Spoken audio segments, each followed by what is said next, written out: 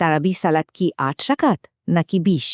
চলুন রমজানের এই পরিচিত প্রশ্নটা নিয়ে একটু কথা বলি।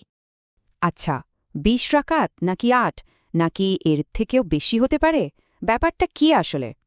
মজার ব্যাপার হলো ইতিহাসে কিন্তু শুধু ৮ বা ২০ না, ১১ থেকে ৪১ রাকাত পর্যন্ত মত রয়েছে।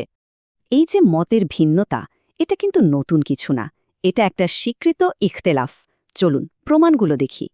সবচেয়ে বেশি শোনা যায় ৮ আর ২০ রাকাতের কথা, আর দুটোর পক্ষে কিন্তু বেশ শক্ত প্রমাণ আছে।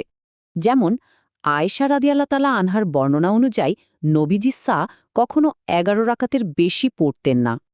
আবার অন্যদিকে খলিফা উমার রাজিয়াও আনহু এর সময় ২১ রাকাত পর্যন্ত জামাতে পড়ার প্রমাণও পাওয়া যায়।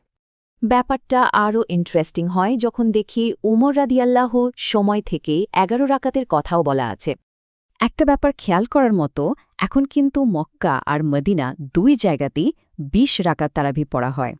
তাহলে এত সব ভিন্ন ভিন্ন প্রমাণের পর প্রশ্ন আসেই যে আমরা কি আসল লক্ষ্যে ফোকাস করছি? আলেমরা বলেন মূল উদ্দেশ্য রাকাতের সংখ্যা না, বরং দীর্ঘ কিয়াম, মানে লম্বা সময় ধরে নামাজে দাঁড়ানো। ভাবুন তো, নবীজি সাল্লাল্লাহু এর ৮ রেকাতই কিন্তু প্রায় ফজর পর্যন্ত লম্বা হতো। ফোকাসটা ছিল গভীরতায়। তার মানে রাকাতের সংখ্যাটা কিন্তু নির্দিষ্ট করে দেওয়া হয়নি, তাই এখানে একটা ফ্লেক্সিবিলিটি আছে। ব্যাপারটা কোয়ালিটির, কোয়ান্টিটির না। দৌড়ের উপর ২০ রাকাতের চেয়ে শান্তভাবে ৮ রাকাত অনেক ভালো। সুতরাং আসল কথা হলো কত রাকাত পড়া হলো তার চেয়েও বড় কথা নামাজে কতটা মন আর সময় দেওয়া হলো। তাহলে কি করা উচিত? পরামর্শ হল সংখ্যা নিয়ে তর্ক না করে ইমামের সাথে নামাজ শেষ করাই ভালো।